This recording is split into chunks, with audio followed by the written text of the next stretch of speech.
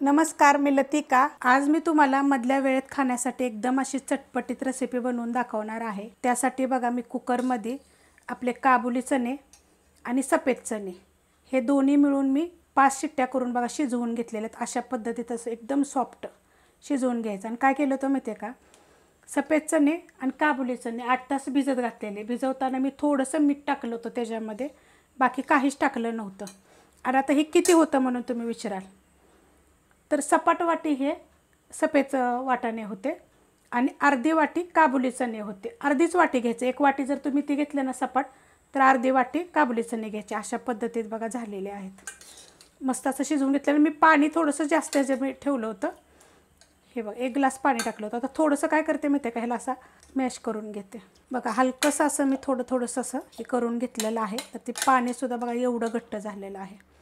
आणि एकदम पण आपल्याला पूर्ण असं हे करून घ्यायचं नाही, थोडंसंच घ्यायचं की खाताना सुद्धा आपल्या दाताखाली थोडंसं लागलं पाहिजे। पण शिजवताना चांगलं शिजवा तुम्ही। आता हे 5 शिट्ट्यामध्ये इतकं छान शिजलेलं आहे। जरी तुमच्या मीडियम गॅसवर 6 जरी शिट्ट्या केल्या तरी पण चालू शकते। 1 ग्लास पाणी वतायचं। आता हे काय करते माहिती आहे का, एका वाडग्यामध्ये मी सगळं वतून घेते। हे बघा अशा पद्धतीत झालेलं आहे। थोडंसं अजून जरी पाणी असलं तरी पण चालू शकतं। वाडग्यामध्ये बघा मी सगळं काढून घेतलेलं आहे। आता आपण ह्याच्यामध्ये साहित्य टाकून घेऊया। तर एक मीडियम आकाराचा बटाटा शिजवून बघा छोटे छोटे तुकडे करून घेतलेले, छोटे मोठे आपल्या आवडीप्रमाणे घ्यायचे। ह्यातलं काय करते मी थोडंसं टाकून घेते पहिलं, एवढं ठेवलेलं आहे बघा। मिक्स करून घ्यायचं, मस्त असं बघा मिक्स करून घेतलेलं आहे। आणि आपण तेवढाच बटाटा टाकलेला आहे, मीडियममधला अर्धाच टाकलेला आहे। एक तास घट्ट झालेलं आहे बघा। पूर्ण टाकायची गरज नाही आणि थोडंसं पाणी जास्त ठेवा, म्हणजे तुम्हाला जर असं थोडंसं पातळ टाईप पाहिजे असेल का नाही खायला तरी चालू शकतं। ह्यात टाकणार आहे 1 टोमॅटो, बारीक एकदम कापून घ्यायचं। कुठली पण उसतात आपण ह्याला टाकणार आहे। 1 कांदा घेतलेला आहे बघा मीडियम आकाराचा, त्यातला मी थोडासा टाकणार आहे, थोडासा ठेवणार आहे। थोडीशी टाकूया आपण कोथिंबीर, चमचा काढून घेते मी। ह्यात आता बाकीचं साहित्य टाकून घ्यायचं आहे लगेच आपल्याला।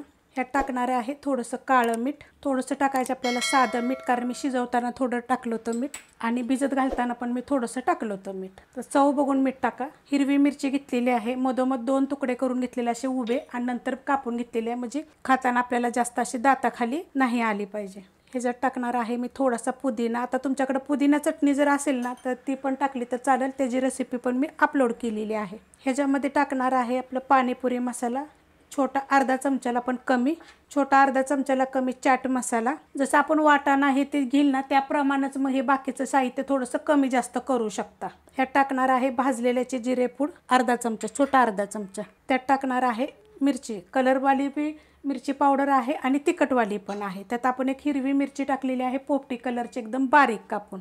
आता ह्याच्यात टाकणार आहे मी आमचूर पावडर। आता तुम्हाला सांगते, आमचूर पावडर छोटा अर्धा चमचा मी टाकलेली आहे। ह्याच्या जागी आपल्याला आता कैरी भेटते, तर कैरी बारीक खिसून वरची साल काढायची आणि एकदम बारीक खिसून टाकायची, तशी पण चालू शकते।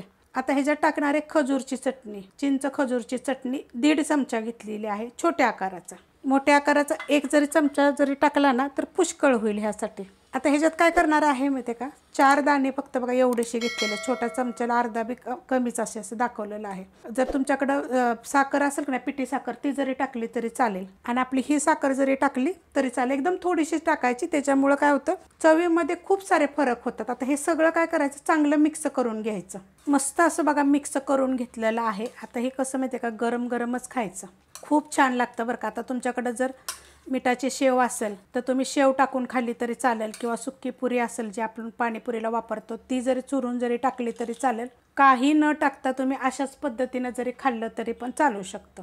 मस्त असं बघा, हे तुम्हाला काहीतरी वेगळं मी दुपारच्या वेळेत खाण्यासाठी दाखवलेलं आहे। तुम्ही एकदा ही जरूर करून बघा। रेसिपी आवडली तर लाईक करा, सबस्क्राईब करा, कमेंट करा आणि शेअर बी करा।